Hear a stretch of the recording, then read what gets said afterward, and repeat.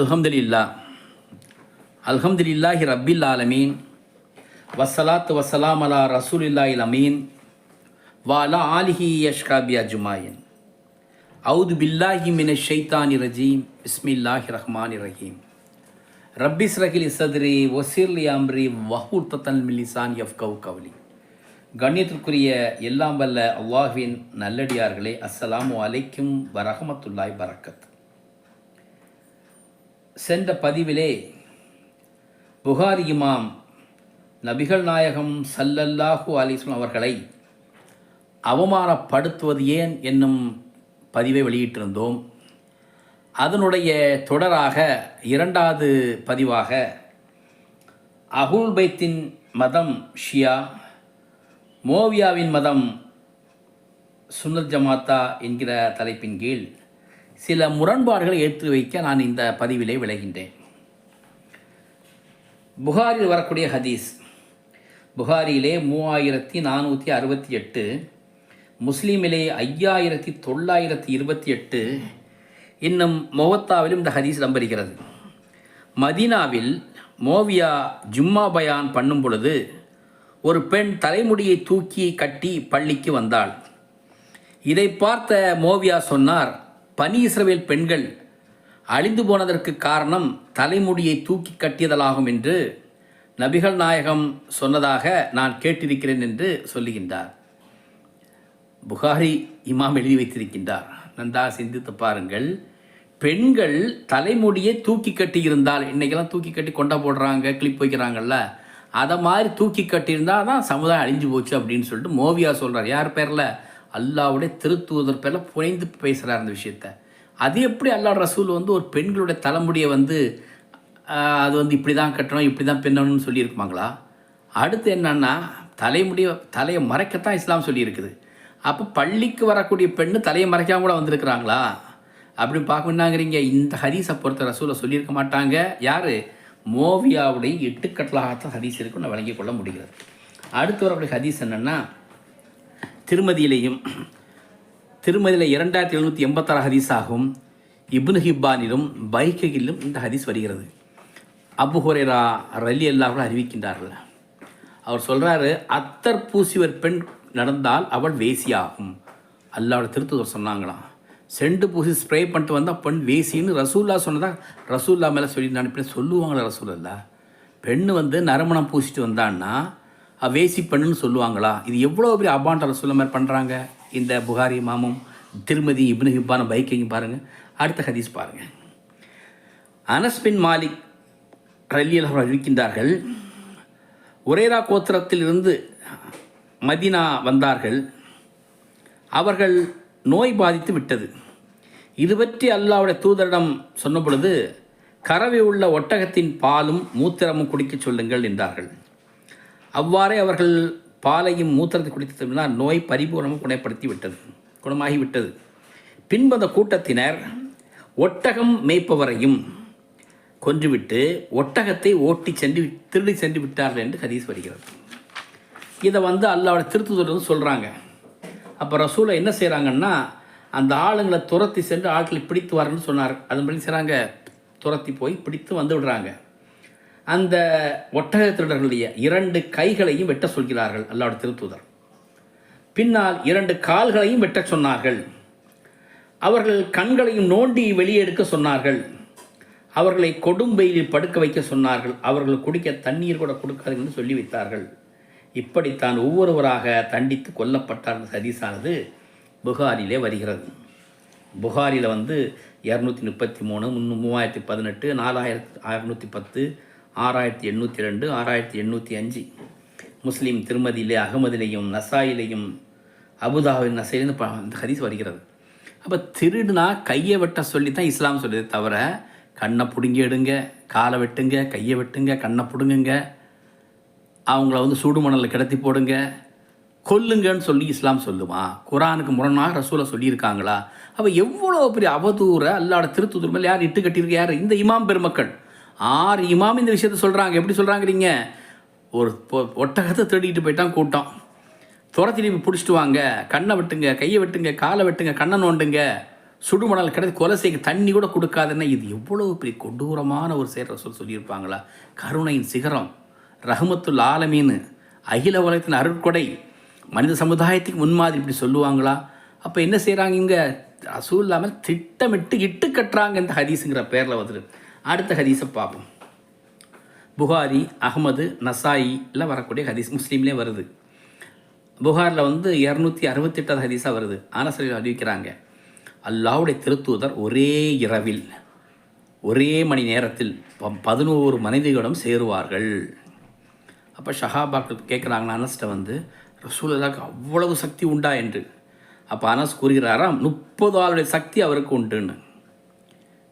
முதல்ல 11 பேருமே சொல்கிறது தப்பு. ஏன்னா ஹதிஜா நாயகம் வஃபாத்தான பெண் மதீனாவுக்கு மற்ற மனைவி திருமணம் செய்கிறாங்க. 10ன்னு சொல்லணும். அது எந்த காலகட்டம் தெரியாது. ரெண்டாவது இப்படி அல்லாஹ்வோட திருத்தூதர் செஞ்சுருந்தா கூட அதை அம்பலப்படுத்தி சபையில் பேசுவாங்களா? அப்போ இந்த மக்களுக்கு பேசுகிறது வேறு விஷயம் என்ன இருக்குது? இன்னைக்கு ப்ளூ ஃபிலிம் பார்க்குறோம், பேசாமல் தான் இவங்க பேசியிருக்கிறாங்க இருந்துக்கிட்டு. ரசூல் அவ்வளோ சக்தி உண்டுமா? இல்லை சாதாரண சக்தி, 30 சக்தி, இதெல்லாம் என்ன பேச்சு? அப்போ ஷஹாபாக்கள் பேசியிருக்கணும். யார் செஞ்சாங்க? ஷஹாபாக்கள் பேசி தான் என்ன செய்கிறாங்க? இந்த இமாம்கள் இட்டு கட்டுறாங்க. ஏன் இமாம்களை குறை சொல்கிறேன்னா, 7 லட்சம் ஹதீஸை தொகுத்துக்கிட்டு அதில் வெறும் 3000 ஹதீஸை மட்டும் சஹி எழுதி வச்ச உங்களுக்கு இது உண்மையான ஹதீஸ் நீங்கள் நம்புறீங்களா? அப்போ ஏன் இவ்வளவு கேவலமாக நீங்கள் நடந்திருக்கீங்க நினச்சி பாருங்கள் இருந்துக்கிட்டு. அப்போ உங்களுக்கு அந்த செக்ஸ் விஷயங்கள் பேசி காலத்து தள்ளணும். இது அப்பாசியர்கள் விரும்புவாங்க, உமையா அரசாட்சி விரும்புவாங்க. அப்போ நாங்கள்லாம் விரும்ப மாட்டோம் அந்த விஷயங்கள். அதனால் செய்ய இப்படிப்பட்ட ஹதீஸை ரசூல் இல்லாமல் இட்டு கட்டாதீங்கன்னு சொல்ல வர்றதுக்கிட்டு. அப்போ ஏன்னா இந்த மாதிரி விஷயம் சொல்ல ரசூலை காமவெறி பிடிச்சவங்கிற மாதிரி ஃபீலிங்கை கொண்டு வர்றது மற்றவங்க மத்தியில் அப்போ தானே இந்த அரசு சபையில் வாழக்கூடியவங்க, சொகுசு வாழக்கூடியவனுக்கு பல மனைவிகள் பல பெண்களோட உடலாட முடியும். ரசூலாவே செஞ்சுருக்கிறாங்க, நாம் செய்யக்கூடாது அப்படிங்கிற மாதிரி தான் சொல்கிறதுக்காக வேண்டி, தன்னை வழிகேட்டில் கொண்டு போகிறதுக்காக வேண்டி அந்த வழிகேட்டை காட்டி கொடுத்தவர் தான் அல்லாஹ்வோட தூதருங்கிற மாதிரி செய்கிறாங்க இவங்க இட்டு கட்டி சொல்லியிருக்கிறாங்க. ஹதீஸ் நம்பர்னு கேட்டுக்குங்க. இந்த ஹதீஸ் நம்பர் சொல்லும் பொழுது சில ஹதீஸ்கள் நம்பர்கள் அதிகமாக சொல்லப்பட்டீங்கன்னா அதை படிக்கும்போது இன்னும் பல விஷயங்கள் தெரியுங்கிறத சொல்ல வரேன்.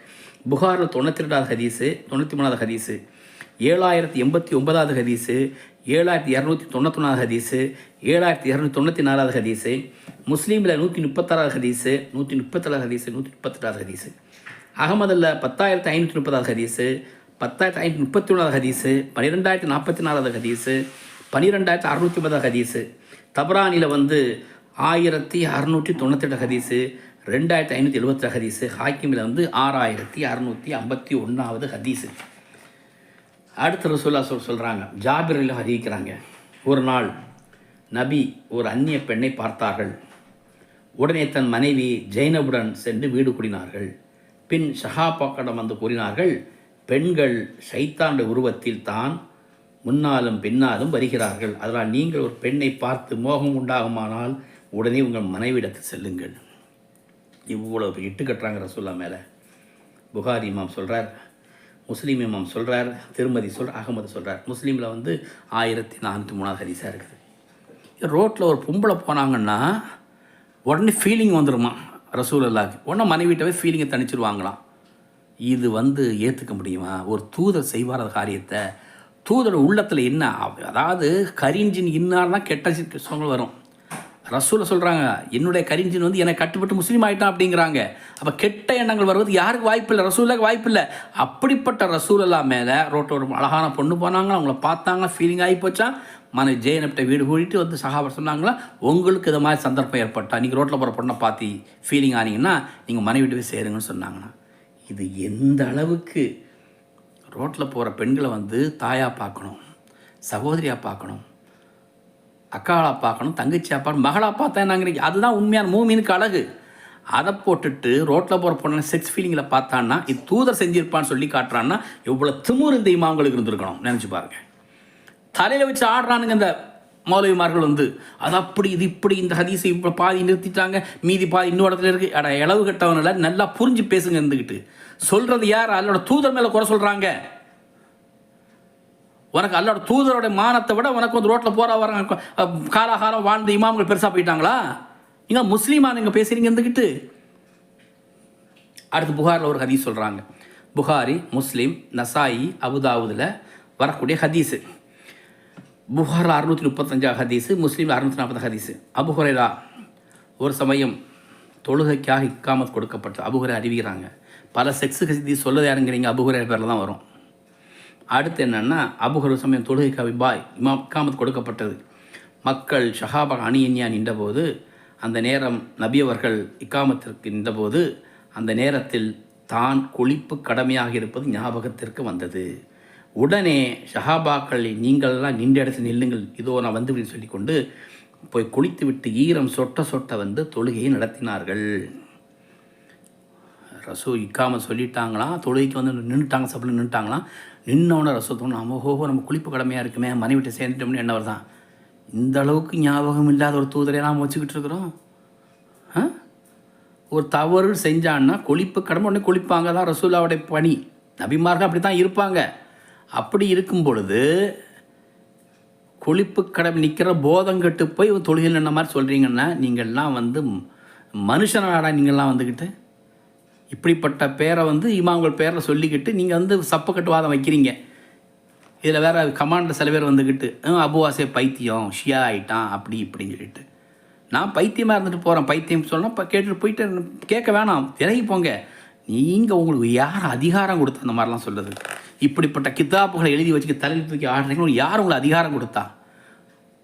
நரகத்தோட எரிகற்கெலாம் மாறிடாதீங்கன்னு தான் சொல்ல வர்றோம். அடுத்து ரசூலுல்லாஹ் ஹதீஸ், புகாரில் 300வது ஹதீஸு, 302வது ஹதீஸு, முஸ்லீமில் 293 ஹதீஸு, பைக்கு கீழே வருது. ஆயிஷா ரலியல்லாஹு அறிவிக்கிறாங்க, எங்களில் யாருக்காவது குதிரைப்போக்கு ஏற்பட்டது, மென்சஸ் ஏற்பட்டால் அல்லாஹ்வுடைய தூதர் அவர்கள் எங்களை நன்றாக குளித்து விட்டு நல்ல ஆடை அணிந்து கொள்ள சொல்லுவார்கள், பின்பு அணைத்துக் கொள்வார்கள். மென்சஸான மனைவியிட்ட வந்து போய் ட்ரெஸ் மாற்றிட்டு வாங்க அப்படின்னு சொல்லிச்சுவாங்க, அணைத்துக் கொள்வார்கள். அடுத்து ஆயிஷா சொல்கிறாங்களாம், அல்லாஹ்வுடைய தூதரை போல் விரகதாபத்தை கட்டுப்படுத்தக்கூடியவர் யார் இருக்கிறார்கள்? ஏன்டா இப்படி கேவலமாக போயிட்டீங்க? ஆயிஷா நாயத்து மேலேயும் அபூஹுரைரா பேரை கிட்டு கட்டி வர்றீங்க. ரசூல் அப்படி செஞ்சாங்கன்னு 200 வருஷத்துக்கு முன்னாடி எழுதி வச்சு சகிங்கள் வேறு சொல்கிறீங்களே இருந்துக்கிட்டு. திருக்குறானில் வந்து மாதவிடாய் காலத்தில் உடல் கொள்ளக்கூடாதுன்னு இருக்கா இல்லைங்களா? அப்போ இந்த மாதவிடாய் உடலை கொண்டாடுறது நீங்களே இட்டு கட்டுறீங்களா இல்லையா? இது மாதவிடாய் இல்லை, சும்மா தான் கட்டிப்பிடிச்சாங்க வந்து குரானில் வந்து முபாஷரத்துங்கிற பதம் தான் யூஸ் பண்ணப்படுது. எதுக்கு? உடல் உறவுக்கு. அதே பதம் தான் ஹதீஸ்லேயும் எடுத்துருக்கு. சப்பவாதம் பண்ணாதீங்க, மொழிபெயர்ப்பு மோசடி பண்ணாதீங்க.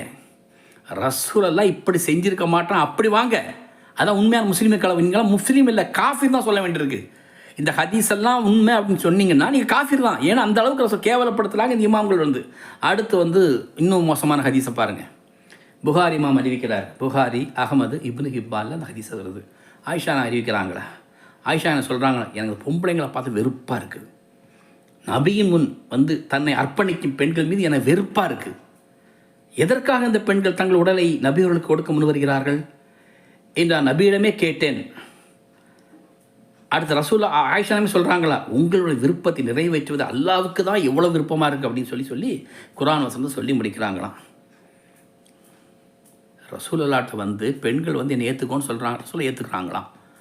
இந்த விஷயம் ரசூலை பிடிச்சி போனால் அல்லாவை ஆகமாக்கி வச்சுருன்னு சொல்லிட்டு யார் ஆயிஷா நாயகம் சொல்கிறாங்களாம். செய்வாங்களா ரசூல்லா அப்படி? அப்போ விபச்சாரத்துக்கு இது என்ன வித்தியாசம் இருக்குது? அப்போ ரசூலுல்லாஹ்வை மறைமுகமாக விபச்சாரம் செய்தால் சொல்லி இமாம் சொல்கிறாரு.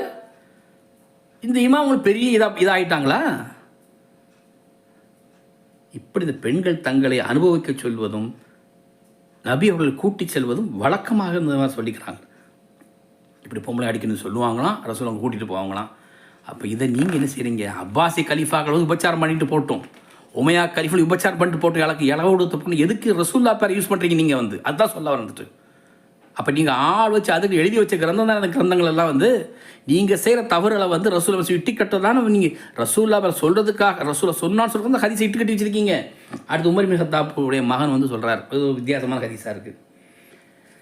உமர் இப்னு ஹத்தாபுடைய மகன் அப்துல்லா அப்படிங்கிறவர், உமருடைய மகன் அப்துல்லா வந்து ரசூல்லாட்ட வந்து சொல்கிறாங்க, கம்ப்ளைண்ட் பண்ணுறாங்க, என்னுடைய மனைவியை வந்து தலாக் சொல்ல சொல்லி எங்கள் பாப்பா சொல்கிறார், உமர் சொல்கிறார் அப்படிங்கிறாங்க. எனக்கு என் மனைவி மேலே ரொம்ப ஆசை உண்டு, பிரியம் உண்டு, அவர்கிட்ட எந்த குறையும் காணலாம். ஆனால் எங்கள் பாப்பா என்ன பண்ண சொல்கிறாரு, அவங்களுக்கு பிடிக்கலன்னு சொல்லி தலாக் சொல்ல சொல்கிறார் அப்படிங்கிறார். அப்போ ரசூல்லா சொல்கிறாங்க, உங்கள் தந்தையின் விருப்பத்துக்கு நீ தலாக் சொல்லிவிடு அப்படிங்கிறாங்க. புருஷன் பொண்டாட்டி பிரச்சனை, அவங்களுக்குள்ளே பிரச்சனை வந்தால் கூட காம்ப்ரமைஸ் பண்ண சொல்லி குர்ஆன் வலியுறுத்துது, ஹதீஸ் வலியுறுத்துது. அப்படி இருக்குன்னு செய்கிறாங்க வந்துட்டு உமர் பின் ஹத்தாப் வந்து எப்படிப்பட்ட ஆள், இவங்கெல்லாம் ரொம்ப சிலாய்த்து சொல்லக்கூடிய ஆள் தான். உமர் பின் ஹத்தாப் வந்து ரொம்ப பெரிய நம்ம ஷஹாபாக்கள் மிக முக்கிய ஷஹாபாக்கள் ஒருவாறு சொல்லப்படுது. அப்படி ரசூலெல்லாம் விட்ட உமர் பின் ஹத்தாப் விடுவானா? உமர் பின் ஹத்தாப் என்ன, அது உமர் பின் ஹத்தாப்பை பற்றி தப்புந்தவரமாக எழுதிய ஹதீஸில் நிறைய இருக்குது. அதெல்லாம் பின்னாடி நான் சொல்கிறேன். இப்போ ரசூல்லா பற்றி மட்டும் வருவோம். அப்போ வந்து அப்துல்லா வந்து சொல்கிறாராம், என் தகப்பனார் வந்து என் மனைவி தலாக் சொல்கிறாரு, எனக்கு அந்த பெண் மேலே ரொம்ப பிரியம் உண்டு, எனக்கு பிடிக்கல அப்படி தலாக் சொல்லும்போது இப்போ ரசூல்லா சொல்கிறாங்களாம், வாப்பா சொல்கிறத கேளு அப்படிங்கிறாங்களாம். கணவன் மனைவியை வந்து சேர்த்து வைக்கத்தான் இஸ்லாம் சொல்லுது, எதாவது பிரித்து வைக்க சொல்லுதா?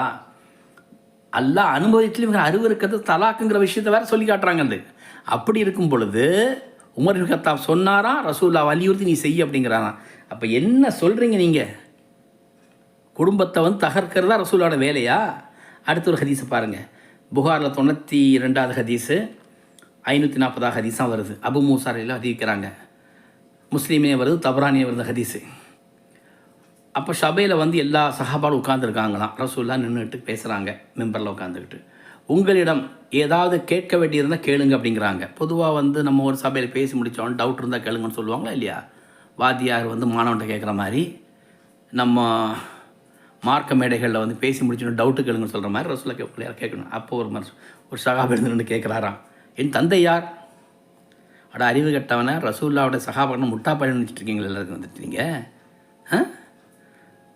கேள்விகளுக்கு என் தந்தை யாருன்னு கேட்குறாங்க. உடனே ரசூலான்னு சொல்கிறது, ஒரு அப்பம் பெரிய தெரியாத சமூகமாக ரசூலா முன்னே உட்காந்துருக்குது. அப்போ ஷஹாபால் இவ்வளோ கேவலப்படுத்தணுமோ உங்களுக்கு வந்துக்கிட்டு.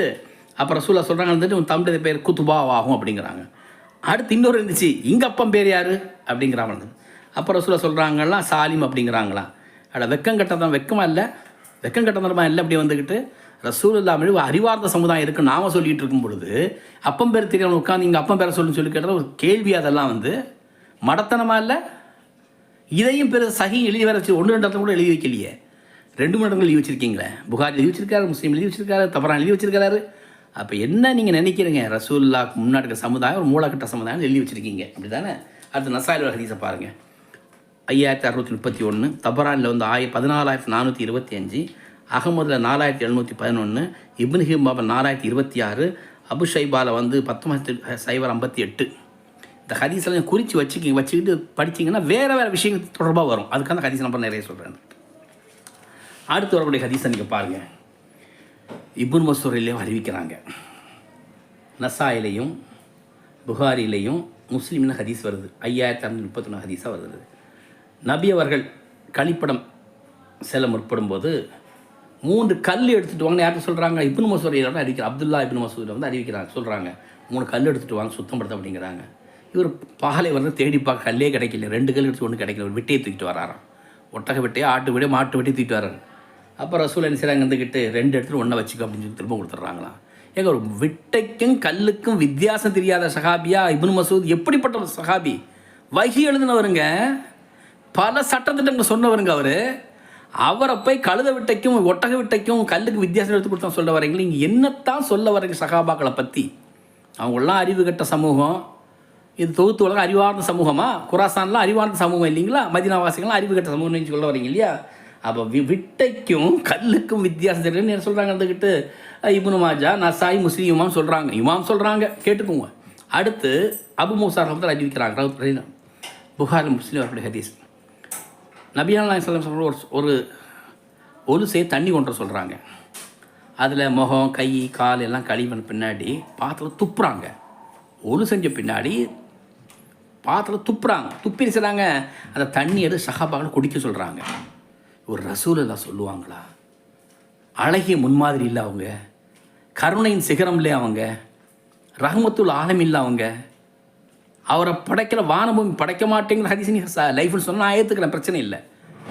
அல்லாவுடைய தூதருடைய கண்ணியத்தின் பேரில் வந்து அதில் எந்த உயர்ந்த அந்தஸ்தை கொடுத்துருக்கான் அல்லா வந்து. அப்படிப்பட்ட காரி துப்பி குடின்னு சொல்லுவாங்களா மக்கள்கிட்ட போய்? இது முன்மாதிரி சமூகத்தினுடைய முன்மாதிரி விஷயமா? அடுத்து இதே கட்ட இன்னொரு சஹாபி சொல்கிறார், இருந்துக்கிட்டு அகமது பின் ராபியான் சஹாபி சொல்கிறாரு, எனக்கு 5 வயதாக இருக்கும் பொழுது என் முகத்தில் வாய்கோலி கொப்பளி துப்பினார்கள். நான் 5 வயசாக இருக்கும்போது ரசூல் செய்யாங்க, வாயை கொப்பளி மூத்து துப்புனாங்க. 5 வயசு பையனை போய் மூஞ்சில் வாயை குளிச்சு துப்புவாங்க. நினச்சி பாருங்கள் நீங்கள். நினச்சி பாருங்க கொஞ்சமாக. இன்னைக்கு சமுதாயத்தில் ரோட்டில் போகிற ஒரு பையன் மேலே நீங்கள் காரி துப்புவீங்களா? வாய்க்கு பிடிச்சி துப்புவீங்களா? குடிகாரம் கூட செய்ய மாட்டாங்க அந்த காரியத்தை. அப்போ ரசூல் நீங்கள் என்ன நினச்சிருக்கீங்க மனசில் வந்துக்கிட்டு? சஹீஹ் கிரந்தங்கள், மதிப்பளிக்க வேண்டிய கிரந்தங்கள், இதை நான் தவறாக புரிஞ்சுக்கிட்டேன், நீ சரியாக புரிஞ்சிருக்கிறியா? நீ துப்புவியா? நீ அக்கம் பக்கத்து பிள்ளைங்க, சின்ன வயசு பிள்ளை நீ துப்பி பாரு மூஞ்சில. அப்போது மனித சமுதாயத்தை மனிதர்கள் நல்லவனை கெட்டவன் கூட செய்த காரியத்தை ரசூல் இல்லாமல் இட்டு கட்டுறியே. அப்போ நீங்களாம் மனுஷனா? நீங்கள்லாம் வந்துக்கிட்டு. அடுத்து வர ஹதீஸை பாருங்கள். புகாரியில் 278 ஹதீஸு, முஸ்லீமில் வருது ஹதீஸு. மூசா நபியை பற்றி அல்ல சொல்ல 136 முறை குரானில் சொல்லலாம். மூசா நபிக்கு பேரை சொல்லி எந்த ஒரு நபிமாருக்கு இவ்வளோ அதிகமாக பேரை சொன்னதில்லை. அப்படிப்பட்ட மூசா நபி என்ன செய்கிறாராம்? புகாரி முஸ்லீமின் ஹதீஸ் வருது. அபூ ஹுரைரா அறிவிக்கிறாங்க, கேளுங்க. பனி இஸ்ரவேலர்கள் நிர்வாணமாக குளிக்கும் பழக்கமுடையவர்கள், பரஸ்பரம் நிர்வாண கோலத்தை கண்டு ரசிக்கக்கூடியவர்களாக இருந்தார்கள். மூசா நபி அவர்கள் தனித்து குளிக்கக்கூடியவர்களாக இருந்தார்கள். இதனால் பனி இஸ்ரவேல் கூறினார்கள், மூசா தனியாக ஏன் குளிக்கிறார் என்று. அவருக்கு விதை வீக்கம், விதை வீங்கிடுச்சான், அதை மறைக்கிறதுக்கான தனியாக குளிக்கிறார். அவர் விதை வீக்கத்தை பார்த்து விடுவோம் என்பதற்காக மறைந்து நின்று பார்த்து கொண்டே இருக்கின்றார்கள். இந்த நேரம் பார்த்து ஒரு முறை மூசா குளிக்கும் பொழுது அவர்களுடைய ஆடையெல்லாம் களைஞ்சு வைக்கிறான். நிர்வாணமாக குளிக்கிறான்னு சொல்கிறான். நபி நிர்வாணமாக குளிக்கிறான்னு சொல்கிறாப்புல. இது எவ்வளோ பெரிய இட்டுக்கட்டு மூசா நபியை. அப்போ பனி இஸ்ரவேலில் யூதனை சண்டை போடாத வைக்கிறதான வேலையை பார்த்துருக்காரு அந்த மனுஷன். சிண்டு முடிக்கிற வேலை பார்த்துருக்காரு. மூசா குளிக்கும்போது தன் ஆடைகளை அவிழ்த்து அதன் மேல் கல்லை வைத்து குளிக்க தொடங்கினார். கல்லோடு ஆடையும் சேர்ந்து காற்றில் பறந்து சென்றது. இதை பார்த்த மூசா, ஏ கல்லே நெல்லு, ஏ கல்லே நெல்லு, ஏ ஆடையே நெல்லுன்னு சொல்லிட்டு நிர்வாணத்தில் துரத்திக்கிட்டே ஓடுறாராம். கல் பறந்து பறந்து இதை பார்த்து ஊர் மக்கள் எல்லாம், ஆஹா மூசாவுக்கு விதை வீக்கம் கிடையாது, நல்லா தான் இருக்குது சாதனை அப்படின்னு சொல்கிறாங்களாம். அதுக்கப்புறம் கல் நின்றுதான் ஊர் மக்களும் பார்த்து முடிச்சிட்டாங்க. அவங்க வேலையை முடிச்சிட்ட முன்னாடி கல் நின்றுச்சான். அப்போ கைத்தெழுது கல்லை அடிக்கிறாராம் அவர். அந்த கல் 3 வரி, இன்றைக்கும் கல்லில் 3 வரி விழுந்தது காரணம் மூசா அன்னைக்கு அடித்து அடிங்கிறார். யார் அறிவாளி? யார்? அபூ ஹுரைராவில் அறிவிக்கிறாங்களாம். இதை கோவப்படாதீங்க என் மேலே. அபூ ஹுரைரா ஹதீஸ் ஃபேக்ட்ரின்னு சொல்லுவாங்க. பல இமாம்கள் சொல்லுவாங்க ஹதீஸ் ஃபேக்ட்ரி, அச்சடிச்சு விடுவார் அப்படிங்கிற மாதிரி. ஏன்னா ஆயிஷா ஹதீஸ் இருக்கிறாங்க. அது ஈராக் வாசிகள் பொறுத்தவரை ஹதீஸ் அச்சடிச்சு நானே அச்சடிக்கணும் அச்சடிச்சு விடுவாங்க. அதெல்லாம் யார் செஞ்சுருக்கிறாங்க? அபூ ஹுரைரா பேரில் செஞ்சுருக்கிறாங்க. அவர் மூலமாக வந்த தாபீன்கள், தாபீன்கள் தொடங்கி இமாம் வரை பதிவு செஞ்ச குராசான் வாசிகள், அவங்க செஞ்ச காரியம்தான் இந்த நல்ல காரியம். அப்போ ஒரு நபியை போய் துணி இல்லாமல் ஓடினான்னு சொல்கிறது சாதாரண விஷயமா? தன்னுடைய சகோதரன் மாதிரி நினைக்கக்கூடிய தூதர், அல்லாவோட தூதருடைய சகோதரன் தானே மூசா நபி, ஈசா நபி எல்லாருமே. அந்த தூதர் நிர்வாணமாக ஓடினான்னு சொல்லிட்டு நபியை கேவலப்படுத்துவாங்கன்னு நினச்சி பாருங்க. இருந்துக்கிட்டு இந்த குராசான் இமாம்களுக்கெல்லாம் நிர்வாணம் குளிக்க ஆசை போல் இருக்குது. அதனால தான் சிலங்க வந்துக்கிட்டு மூசா நபி மேலே இட்டுக்கிட்டாங்க. அடுத்து சும்மா அவள் அய்யூப் நபி பிடிச்சிருக்காங்க. அய்யூப் நபியை பற்றி புகாரி, முஸ்லீம், நசாயில் வரக்கூடிய, அதுவும் அபூ ஹுரைரா தான். செக்ஸ் ஹதீஸ்னால் யாருங்கிறீங்க? ஆயிஷா நாயத்து பேரை போட்டுருவானுங்க. மற்ற மாதிரி முட்டாள்தனம் ஹதீஸ் என்ன சொல்லுவாங்க? அபூ ஹுரைரா பேரை போட்டுருவார், இமாம் போட்டுருவார், போட்டு பதிவு செஞ்சு விட்டுருவார். இருந்துக்கிட்டு 5000 ஹதீஸ் சொன்னவராக அபூ ஹுரைரா, 2000 ஹதீஸ் சொன்னவங்க என்ன செய்றீங்க? ஆயிஷா நாயகம் 40 ஹதீஸ் சொன்னவர் தான் மௌலா. யார்? அலி. 10 ஹதீஸ் சொன்னவர் தான் சொர்க்கத்துடைய தலைவர் ஹசன் ஹுசைனு. யார்? நம்ம சொன்ன ஜமாத்து இமாங்க எழுதி வச்ச விஷயங்கள் தாங்க இது. அப்போது ஒரு முறை அய்யூப் நபி நிர்வாணமாக குளித்தார்கள். இங்கே வித்தோடு தான், துணி இல்லாமல் தான் குளித்தார்கள். அப்போது தங்கத்தாலான வெட்டுக்கிளி இங்கும் அங்குமாக பறந்தது. அதை தன்னுடைய ஆடையை அவிழ்த்து வெட்டுக்கிளியை அந்த ஆடையோடு சேர்த்து பிடித்தார்கள். அப்போது இறைவன் கூறினான், என்ன அய்யூபே, உங்களுக்கே ஏராளமான செல்வங்கள் நான் வழங்கியிருக்கிறோமே, பின் ஏன் இந்த தங்கத்துக்கு வெட்டுக்கிளிக்கு ஆசை கேட்கும் பொழுது அல்ல நிர்வாணமாக குளிச்சுங்கிறத பற்றி தான் கேட்கல, ஏன் வெட்டுக்கிளிக்கு ஆசைப்பட்டீங்கன்னு கேட்கும் பொழுது ஐயூப் சொல்கிறாராம், அல்லாஹ் நீ எனக்கு ஏராளமாக தந்திருக்கிறாய் என்றால் உன்னுடைய அனுகிரகம் பறக்கத்தை நான் விட்டு செய்வேனா என்று கிளியை பிடித்தேன்னு புகாரி இமாம் 279 சொல்லியிருக்கிறாரு. நபிமார துணி இல்லாமல் காட்டணும், அப்போ நீங்கள் துணியெல்லாம் நடக்க முடியுங்கிறதுக்காக வேண்டியது சரி நபிமாரை கேவலப்படுத்துறீங்க. அடுத்து வாங்க, புகாரி, முஸ்லீம், திருமதி. சுலைமான் நபி பற்றின விஷயம். சுலைமான் நபி என்ன செய்கிறாங்க? இன்று நான் சுலைமான் நபி சொல்கிறேன், இன்று நான் 100 பெண்களுடன் வீடு கூடுவேன், உடல் உறவு கொள்வேன், 100 பெண்களும் 100 பிள்ளைகளை பெறுவார்கள், அந்த 100 பேரும் அல்லாவின் பாதையில் போர் புரிவார்கள். இதை கேட்ட மலக்கு கூறினார், ஹுல் இன்ஷா அல்லா, இன்ஷா அல்லா சொல்லி செய்யுங்க, அப்போ தான் உங்களுக்கு எல்லாம் சரியாக இருக்குன்னு. இவர் செஞ்ச மறந்துட்டார். மறந்து 100 பொம்பளையோடையும் மனைவியோடு சேர்ந்துட்டார். 100 பிள்ளைகள் பிறக்கலை, 99 பேரும் கற்பமாகலை. ஒரே நாள் நடந்த விஷயம். ஒரே ஒரு பெண்ணு தான் பிரசவிச்சா, அதுவும் பாதி மனுஷனை தான் பெற்றடிச்சான். பாதி மனுஷன் எப்படிங்க, இடுப்புகளை கிடையாதா, அல்லது ஒரு கண்ணு காது சைடெல்லாம் ஒன் சைடு ஃபுல்லாக கிடையாதா? பாதி மனுஷனை யார்? ரொம்ப அறிவாளி சமூகம் யார்? இந்த இமாம்கள் எழுதி வச்சுருக்காங்க, பாதி மனிதனை பிரசவித்தார்கள். ஏனென்று சொன்னால் அவர்கள் எல்லா திருத்தூர் சொல்கிறாங்க. ஒன்று அவர் இன்ஷா அல்லா மட்டும் சொன்னார்னா 100 பிள்ளைங்க பிறந்திருக்கும், 100 பிள்ளைங்கள் அல்லாவோட பாதையில் போர் செஞ்சுருக்கும் அப்படிங்கிறாங்க. யார்? ரசூல்லா பேரில் கோத்து விட்றாங்க. அப்போது ஒரு மனுஷன் ஒரே நாளில் 100 பேர் மேலே சேர முடியுங்களா? இது எவ்வளோ பெரிய இட்டுக்கட்டு தூதர் மேலே, சுலைமான் நபி மேலே.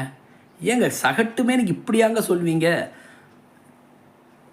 அடுத்து வாங்க விஷயத்த, கேவலமாக இருக்குது.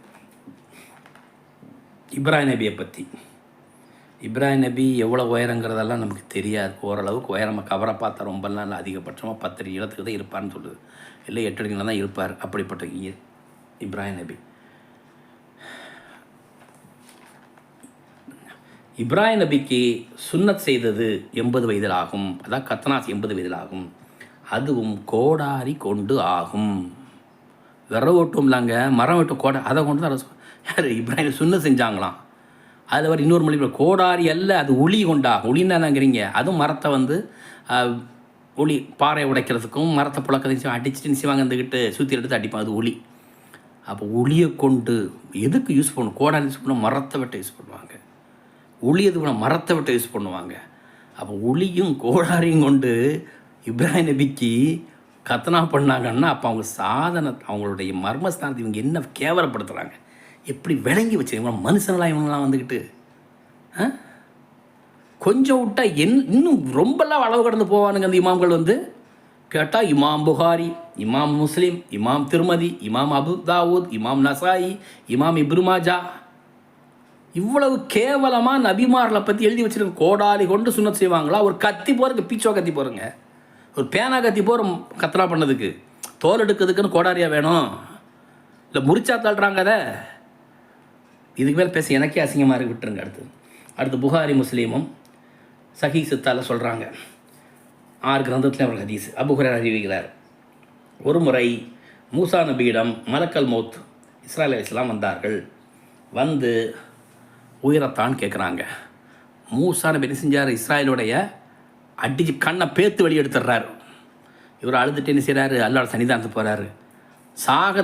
சாக மனம் இல்லாத ஒருத்தர் என்ன அனுப்பி அல்லாட்ட கோவப்படுற யார்? இஸ்ராயேல் அலைஹிஸ்ஸலாம். அப்போ அல்லாஹ் அலைஹிஸ்ஸலாம் அவரை சமாதானப்படுத்துகிறாப்புல, மலக்கல் மௌத்தை நீங்கள் சமாதானம் இருங்கன்னு சொல்லிட்டு கண்ணை சரிப்படுத்திக்கிட்டு நீர் ஒன்று செய்யும், திரும்ப போகும் மூசாட்ட போய் சொல்லும், ஒரு கையை எடுத்து நீங்கள் செய்யுங்க, ஒரு காளையோட முதுகில் அடிங்க, இல்லை வயிற்றுலைங்க அடிங்க, அந்த கைக்குள்ளே எவ்வளோ முடி இருக்குதோ அத்தனை ஆண்டுகள், ஒரு 5000 முடி இருந்து 5000 ஆண்டுக்கு நீங்கள் வாழ அனுமதிக்கிறான் அல்லான்னு சொல்லுங்கன்னு. அப்போ மூசா என்ன செய்கிறாராம்? மூசாட்ட மலக்கல் மௌத் சொல்கிறாராம், அல்லாஹ் சொல்லிட்டான், அவர் காலமாட்டு முதல் நீங்கள் அடிங்க, அது எத்தனை முடி இருக்குது அத்தனை வயசு நீங்கள் வாழலாம், அல்ல அனுமதி கொடுத்த சொல்லும் பொழுது. அப்போன்னு சொன்னால் சரி அத்தனை வருஷம் வாழ்ந்தேனா, அப்புறம் என்ன செய்யும்? அப்புறம் திரும்ப மௌத்து, அப்போ மௌத்து இப்போயே எடுத்துக்க, என் உயிர் எடுத்துக்க அப்படிங்கிறாராம். இது யார்? நம்ம புகாரிலையும் முஸ்லீம்லேயும் வரக்கூடிய ஹதீஸாக இருக்குது. இந்த ஹதீஸில் என்ன சொல்ல தான் வர்றாரு? உலகத்தில் யாராவது மலக்கல் மௌத்தை பார்த்த பின்னத்தில் உலகத்துக்கு வந்ததுண்டா? நினச்சி பாருங்கள். சரி நபிமார்க்கு வந்துட்டு அது எது கேவலமாக இப்படியா வரணுந்துக்கிட்டு உயிர் ஆயுள் முடிஞ்சு அல்லாட போக காத்திருக்கக்கூடியது தூதர்னு சொல்லுவாங்க. எப்படாலும் நம்ம கூப்பிட நினச்சிட்டுமா, அதான் தூதரோட வழக்கம். ஆனால் இவர் என்ன சொல்கிறார்? இருந்துக்கிட்டு வந்த மலக்கை அடிச்சு கண்ணன் உடச்சி திருப்பி அனுப்பியிருக்கிறாரு. இவர் தூதரான், முன்மாதிரி சமூகமாக. அப்போ மூசா நபி மேலே இவ்வளோ இட்டு கட்டினான்னா யூதமார் சும்மா விடுவானா? நம்மளை சும்மாவே துணி இல்லாமல் ஆடுறான்னு அவனுங்க கிடந்துக்கிட்டு. இதில் வேறு இப்படியெல்லாம் கேள்விப்பட்டு தான் அவனுங்க எழுதி வச்சுதானுங்க. இது யூதனுங்களே, யூத சமுதாயத்தில் எழுதி வச்சு தான் கிதாபல் நிறைய இடைச்சொல் இருந்துக்கிட்டு. அடுத்து என்ன சொல்கிறாங்க? ஆதம் நபியை பற்றி. ஆதமுடைய முதுகு அல்லா படைச்சவன முதுகை தடவும் பொழுது என்ன செய்கிறாங்க? அந்த ஒட்டுமொத்த சமுதாயம் வெளியே தெரிஞ்சிச்சு. அல்லாஹ் ஆதத்தை படைச்சி அவர் முதல் அடிக்கும் பொழுது ஒட்டுமொத்த மதீன சமுதாயம் அந்த கண்ணில் கையில் தெரிஞ்சிச்சான். அப்போ அதில் பிரகாசமாக ஒரு மனுஷன் இருந்தாராம் பார்க்குறதுக்கு. அப்போ ஆதம் நபிக்கு யார் இவர் தான் தாவூத் நபி அப்படின்னாரு மலக்கள் சொம்பா. அப்போது அவர் என்ன உங்களுடைய சமுதாயத்தில் வருவாங்க அப்படின்னு சொல்லிட்டு, அவர் எத்தனை வருஷம் உயிர் வாழும்? 60 வயசு வரையும் உழுவாயிருவாங்க. அப்போ ஒன்று செய், என்னுடைய வயசு இருந்தோம் 40 வயசு அவருக்கு கொடு, 100 வருஷம் வாழ்ந்துட்டு பண்ண அப்படிங்கிறாங்க. அப்போ என்ன செய்கிறாங்க, இது 60 வயசு வரைக்கும் வாழக்கூடிய தாவூத் நபிக்கு 40 வயசு யார் ஆதம் நபி கொடுத்துருக்கீங்க. ஆதம் 1000 வருஷம் வாழ்ந்தவர். அப்போ இவர் காலம் நெருங்கி போச்சு. மலக்கள் வந்து கூப்பிடுறாங்க. மலக்கள் வந்து சண்டைக்கு போகிறாரு. ஏன் எனக்கு இன்னும் 40 வருஷம் இருக்குல்ல, அதுக்கு முன்னாடி ஏன் வந்துட்டார்? எல்லாம் அல்ல கவுண்டவுன் தான். ரசூல் எல்லாம் தான் எப்போ முகத்தான் கடைசி காலத்தில் தான் தெரிஞ்சுக்கிட்டு. ஆனால் இவங்க என்ன சொல்கிறாரு வந்துட்டு முதலேருந்து எண்ணிட்டு வராரு, 1000 வருஷம் எண்ணி வராரு, 40 வருஷம் மைனஸ் பண்ணிட்டு வந்தால் எனக்கு வந்துட்டு நீ உனக்கு அனுமதி இல்லை, எப்படி 1000 வருஷம் வாழக்கூடிய என்ன வந்து 960 வருஷம் கூப்பிட்டு போகிறேன் எனக்கு கூடும்போது. அப்போ என்ன சொல்கிறான், மலக்கள் வந்து சொல்லுவாராம், நீங்கள் 40 வயசை தான் உங்களுடைய சமுதாயத்தில் பட்ட தாவூத் நபி கொடுத்துட்டீங்க, அதெல்லாம் நான் கொடுக்கல, பொய் சொல்கிறேன் அப்படின்னு. ஆதம் நபி பொய் சொல்கிறாராம், எப்படி நான்லாம் கொடுக்கவே இல்லை, இன்னும் 40 வருஷம் எனக்கு இருக்குன்னு சொன்னாராம். இப்படி ஆதம் பொய் சொன்ன காரணத்தினால் தான் மனித சமுதாயமே பொய் சொல்ல ஆரம்பித்தது. இங்கேருந்து ஒருத்தான் பார்த்தீங்களா, ஆதி பாவத்தில் வந்துட்டானா இல்லையா? ஆதமும் ஹவ்வாவும் செஞ்ச பாவத்தில் தான் மனித சமுதாயம் பாவமே ஆச்சுன்னு சொல்லிட்டு அது ஏசுநாள் சிறுவையில் படுத்து தீர்த்தாருன்னு சொல்கிறோம். சித்தாந்தம் எங்களோட கிறிஸ்தவ சித்தாந்தம் அது எங்கே கொண்டு வந்துட்டாங்கிறீங்க இவனுங்க? ஆதம் நபி பேர்லேயே கொண்டு வந்துட்டாங்க. அப்போது அன்னைக்கு 40 வயசை திருட்டுத்தனமாக களவாடித்தனமாக பொய் சொன்ன காரணத்தினால தான் மனித சமுதாயமே பொய் சொல்ல ஆரம்பித்ததுன்னு யார் சொல்கிறாங்கிறதுக்கிட்டு நம்ம இமாவுடைய கண்டுபிடிப்பாக இருக்குது. திருமதியில் 3076, ஹாக்கிமில் 3257, அபிஷைபாவில் வந்து 333912 17 ஹதீஸாக வந்துருது. அடுத்து என்ன செய்வீங்க, அனசர்கள் அறிக்கிறாங்க. ஹைபரத்த முடிவில் ஹைபர் போர் முடிஞ்ச உடனே அடிமைகள்லாம் கொண்டு வரப்படுறாங்க, கனிமத்து பொருள்லாம் பங்கு வைக்கிறாங்க. அப்போ ஒரு மனுஷன் வந்து என்ன செய்கிறாங்க, தஹியத்துல் கல்ஃபுங்கிற ஒரு மனுஷன் வந்து ரசூலோட யாரை சொல்ல எனக்கு ஒரு அடிமை பெண்ணை தாங்கன்னு சொல்லி கேட்குறாங்க. ஒரு மனுஷன் சஹாபின்னு சொல்ல, ஒரு மனுஷன் தான் சொல்லிருந்துச்சு. அப்போ ரசூல் அப்போ அங்கே நிறைய பொம்பளைங்க இருப்பான், கூட்டிகிட்டு போகணும் அப்படின்னாங்க. அவர் போய் ஒரு பொண்ணை கூப்பிட்டா, சபியாங்கிற பொண்ணை பார்த்து இவரை பிடிச்சிட்டு கூட்டிகிட்டு வந்துட்டார். அப்போ பார்த்த சஹாபி என்ன செய்கிறாங்க, இருந்துக்கிட்டு நேர் ரசூல் யாரை சொல்லலாம், எதுக்கு அந்த சபியாங்கிற பெண்ணை கொடுத்தீங்க, அவங்க யாருன்னு தெரியுமா, இந்த யூத சமுதாயத்தினுடைய மிகப்பெரிய தலைவருடைய மகளாக இருக்கிறா, அதை வந்து நீங்கள் கல்யாணம் பண்ணால் பொருத்தமாக இருக்கும், ஒரு தலைவருடைய மகளை வந்து நீங்கள் பொருத்தமாக இருக்கும், ரோட்டில் போகிறவரெலாம் கொடுக்க முடியும்னு சொல்கிறாங்க. அப்போ ரசூல் செய்கிறாங்க, அந்த பெண்ணை அவரை அழைச்சி வர சொல்கிறாங்க. அழைச்சி வந்து செய்கிறாங்க, அந்த ரசூல் அந்த பெண்ணை மேலேங்களே ஒரு பார்வை பார்க்குறாங்களாம், அளக்குறாங்களா ரசூல் அளந்து செய்கிறாங்க. வந்துட்டு அந்த மனுஷன் தேஹியத்துல் கல்ஃபில் சொல்கிறாங்க, நீ போய் வேற பெண்ணை தேர்வு செஞ்சுன்னு சொல்லிட்டு அப்போ அந்த பெண்ணை நானே மணந்துக்கிற ரசூலை முன் வர்றாங்களாம். அப்போ மணக்கதுக்கு மகரா என்ன கொடுத்தீங்கன்னு அந்த ஹதீஸ் அறிவித்தவர்கிட்ட வந்து கேட்கும் பொழுது விடுதலை செய்தது தான் மகர் என்று சொல்கிறாங்க. எப்படி இருக்கு பாருங்க, மகர் கொடுத்து மனம் முடிக்க இஸ்லாம் சொல்லும் பொழுது விடுதலை தான் மகர்னு யார் சொல்கிறாங்களோ இருந்துக்கிட்டு ரசூலுல்லாஹி சொல்கிறாங்களாம். அடுத்து என்ன செய்கிறாங்க, அந்த பெண்ணை ஷபியா, அன்னை சபியா அவர் என்ன செய்கிறாங்க, வந்து உம்மு சுலைம்ங்கிற சஹாபின்னு செய்கிறாங்க, அலங்காரப்படுத்தி ரசூலுல்லாஹ்ட்ட என்ன செய்கிறாங்க, போர்க்களத்திலே கல்யாணம், அதாவது போர் முடிஞ்ச கனிமத்து பங்கு வச்சு ரசூல் கல்யாணம் பண்ணிக்கிறாங்களாம் ஸ்பாட்லேயே. கல்யாணம் பண்ணவொடனே செய்கிறாங்க, வீடு கொடுக்குறதுக்கு என்ன செய்கிறாங்க, ஃபஸ்ட் நைட் நடத்துறதுக்காண்டி உம்மு சுலைம்ங்கிற பெண் ரசூலுல்லாஹ்வுடைய அந்த சபியா அலைஹிஸ்ஸலாம் அவர்கள் வந்து என்ன செய்கிறாங்க, வந்துக்கிட்டு அலங்காரம் பண்ணி அனுப்புகிறாங்க, வீடு கூடி முடிச்சிடுறாங்க. இது யார் சொல்கிறாங்க, புகாரில் 374 ஹதீஸு, முஸ்லீமில் 1365 ஹதீஸு. ஒரு கொஞ்சமாவது யோசிச்சு எவ்வளோ இட்டு கட்டியிருக்காங்க பாருங்க ரசூலுல்லாஹ் மேலே வந்துக்கிட்டு. முதல்ல வந்து ஹைபருக்கும் மதீனாவுக்கும் தூரம் எவ்வளோங்கிறீங்க, வெறும் 150 மைல் தான், 200 கிலோமீட்டர் இருக்கும். நடந்து வந்தால் அதிகபட்சமாக ஒரு வாரம் தான் ஆகும். அப்போது போர் முடிஞ்ச உடனே கனிமத்து பொருளோட அடிமைகளோட மதீனாவில் வந்து தானே பங்கு வைக்கணும், இல்லை அங்கேயே பங்கு வச்சாலும் வச்சுக்கிங்களேன், அந்த பெண்ணை கூட்டி வர வச்சுக்கிங்களேன். அப்போ ரசூலுல்லாஹ் வர்றவள்ளே அங்கேயே திருமணம் பண்ணி வர்றவள்ளே வீடு குடித்தாங்கன்னா அப்போ ரசூலுல்லாஹ் மேலே எந்த அளவுக்கு வந்து காம வெறி பிடித்தோன்னு சொல்கிறாங்க. வந்துக்கிட்டு ஒரு பெண்ணை ஒரு வாரத்துக்குள்ளே, அது எப்படிப்பட்ட பெண்ணு, அந்த போரில் வந்து சபியானாவுடைய தகப்பனார் இறந்துடுறாங்க, புருஷனும் இறந்துடுறாங்க, தம்பியும் சகோதரனும் இறந்துடுறாங்க. அப்போ 3 ஆண்மகனை உடைய அந்த குடும்பத்தில் பெண்ணு வந்து 3 ஆண்மகன் தான், மனநிலை எப்படிங்க இருக்கும் அந்த பெண்ணுக்கு நினச்சி பாருங்கள். கல்யாணங்கன்ற பருவத்தில் இருப்பாங்க, நம்ம சராசரி நம்ம ஊரில் முஸ்லீம்கள் வந்து ரசூல் சொல்கிறாங்க, ஒரு குடும்பத்தில் மவுத்து இருந்தால் 3 நாள் துக்கம் கொண்டாட சொல்கிறாங்களே. அப்போ அந்த பெண்ணுக்கு அந்த உரிமை கிடையாது, துக்கம் கொண்டாட உரிமை கிடையாதா? போர்க்களத்திலே கல்யாணம், உடனே அலங்காரம், வீடு கூடுறது ஸ்பாட்லேயே, ஒரு ஆண்டி வேலே ஒரு ஒரு ஒரு வாரத்துக்குள்ளே கல்யாணம் முடிஞ்சு வீடும் கூடியாச்சு, ஊர் வந்து சேர்ந்தாச்சு. அப்படிங்க இது எவ்வளோ ஒரு இட்டுக்கட்டான விஷயம் பாருங்கள் ரசூல்லா மேலே. இப்போ ரசூலில் செய்வாங்களா? நான் விரிவாக பேச விரும்பலை இந்த விஷயத்தை, நான் செய்வாங்கன்னு நீங்கள் நினச்சி பாருங்கள். ஆக இப்படிப்பட்ட ஹதீஸெல்லாம் எழுதி வச்சு இருக்கிறாங்க இருந்துக்கிட்டு அல்லாஹ்வுடைய திருத்துவம் என்ன செய்ய அவங்க இட்டு கட்டுறாங்க. இட்டுக்கட்டோட ஹதீஸ் நிறைய இருக்குது. இன்னும் ஹதீஸ் பாருங்கள், புகார் 371, முஸ்லீமில் 1365, நசாயில் 3380, 5549, 6564, பைஹையில் வந்து 14503, பஸாரில் வந்து 6374 ஹதீஸ் வருது.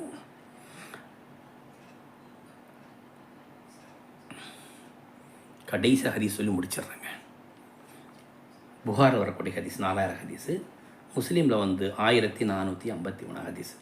ஆயிஷா அறிவிக்கிறாங்க, சஹலா பின் சுஹைல் என்னும் பெண் நபியிடம் வந்து, நபியே, சாலிம் என்ற இளைஞன் என் வீட்டிற்கு அடிக்கடி வந்து போகின்றார், இது என்னுடைய கணவனுக்கு பிடிக்கவில்லை.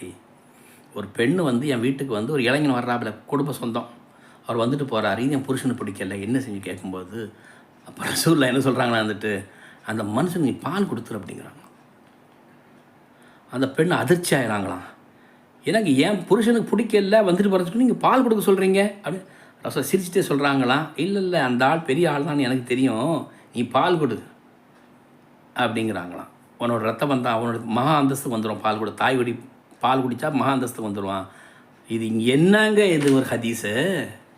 இதில் வேறு நம்ம ஆலிம்கள் சொல்கிறாங்க வந்துட்டு, அது வந்து ஆட்டுப்பால் மாட்டுப்பால் குடிக்கிறோன்னா ஒன்றை வந்து ஆட்டுப்பால் மாட்டுப்பால் காம்பில் வச்ச வாய் வச்சா உறிஞ்சிடும், புளிஞ்சு தானே அப்போ கறந்து தானே குடிக்காமல் கறந்து கொடுத்துருப்பாங்க, கறந்து கொடுக்க சொல்லியிருக்காங்க. கப்பில் குடிச்சார் அந்த மனுஷன், ஏண்டா கப்புங்கிற வாசம் வரல, கறந்துங்கிற வாசம் வரல, பால் கொடுன்னு சொல்லியிருக்கிறாங்க. முழுசாக நான் உள்ளே போய் பேச விரும்பலை, அந்த அளவு கேவலமாக ரசூல்லா மேலே சொல்லியிருக்காங்க. இப்படிப்பட்ட ஜட்ஜ்மெண்ட் ரசூல்லா கொடுப்போம் உங்கள் வீட்டில் நடக்குமான்னு கேட்டேன். இது சரி காணக்கூடிய ஆலிமுடைய வீட்டில் ஒரு பையன் வந்துட்டு போகிறான்னு வச்சுக்கிங்களேன், அப்போ அவன் மனைவியோ தங்கச்சியோ சொல்கிறாங்க, எங்கள் வாப்பாவுக்கு பிடிக்கல, இல்லை எங்கள் அண்ணனுக்கு பிடிக்கலன்னு சொல்லும் பொழுது அவனை கூப்பிட்டு அவனுக்கு பால் கொடுத்துரு, அப்போ அவன் சகோதரன் ஆயிடுவான்னு உன்னுடைய மகள்கிட்ட சொல்லுவியா, அல்லது உன் பொண்டாட்டிகிட்ட சொல்லுவியா, அல்லது உன் சகோதரிட்ட நீ சொல்லுவியா? அவனை மானங்கட்டவனடா. இதையெல்லாம் போய் ஹதீஸும் நம்பி வச்சுருக்கீங்களே, இந்த கிரந்தத்துக்கு இவ்வளோ முக்கியத்துவம் கொடுங்க. இதில் வேறு வந்து கிதாப் தௌஹீதம், இதை வந்து ஓதுறது உட்காந்துக்கிட்டு நாகர்கோவில் சில ஊரில் என்ன செய்வாங்க, புகாரிசி ஓதியே நேச்ச கொடுப்பாங்க. சுன்னத் ஜமாத்தில் ஷியாஜம் இந்த சுன்னத் ஜமாத்தை சேர்ந்தவங்க, இந்த வஹாபி ஜமாத்தை பொறுத்தவரைங்க புகாரினா தலைமையில் தூக்கி ஆடிட்டு இருக்கிறானுங்க. ஏன் இவனுக்கு வந்து புகாரி இப்படிப்பட்ட இமாமு, புகாரி, முஸ்லீமு, திருமதி, இப்னு மாஜா ஹதீஸ் என்ன இல்லை, அஹ்லுல் பைத்துல் சிறப்பு இல்லை, அதுதான் இவனுக்கு வேணும். அஹ்லுல் பைத்து பற்றி பேசாத கிரந்தம் சொல்ல போனால் இந்த புகாரி, முஸ்லீம், திருமதி, இப்னு மாஜா ஹதீஸு அதனால் வேணும். மோவியாவுடைய வம்சாவளியான வரக்கூடிய எஜீதனுடைய மகன், மோவியாவுடைய பேரன், அபூசுடைய பேர் வரக்கூடிய சுஃபியானிங்கிற அப்துல்லாங்கிற உஸ்மான்கிற வருவான், டமாஸ்கஸில் வருவான், அவனை பற்றி சொன்னது இல்லை. அப்போ இவனுக்கு என்ன வேணுங்கிறீங்க வந்துக்கிட்டு, தன்னுடைய சார்ந்த மோவியாவை காப்பாற்றணுங்கிறதுக்காக நீ சிறங்க வந்து ரசூலுல்லாஹ் மேலே இட்டு கட்டுறானுங்க, ஷஹாபாக்கள் மேலே இட்டு கட்டுறாங்க. ஒரு ஹதீஸாவது மோவியாவை பற்றி இப்படி பேசுகிற ஹதீஸ் இருக்கா? உமர் இப்னு ஹத்தாப் பற்றி அசிங்கமாக பேசுகிற ஹதீஸ் வருது, ஆயிஷா நாகத்தை அசிங்கமாக பேசுகிற ஹதீஸ் வருது, அபூபக்கர் சித்திக்கு அசிங்கமாக பேசுகிற ஹதீஸ் வருது, உஸ்மானை பற்றி அதிகமாக பேசுகிற ஹதீஸே வருது. அப்படி இருக்கும்போது மோவியாவை பற்றி ஒரு ஹதீஸாக தப்பந்தவரும் சித்தீகரித்த ஹதீஸாக கிரந்தத்தை பார்க்கணும். அதனால் சரிங்கிறீங்க, இந்த சுன்னத் ஜமாத் கிரந்தமெல்லாம் எப்படிப்பட்டதுங்கிறீங்க, மோவியாவுக்கு ஜால்ரா அடிக்கிற கிரந்தமாக இருக்குது. இன்ஷா அல்லாஹ் இன்னும் தொடர்வோம். வாஹிர் தாவானா ரப்பில் ஆலமீன். அஸ்ஸலாமு அலைக்கும் வரஹ்மத்துல்லாஹி வபரகாத்துஹு.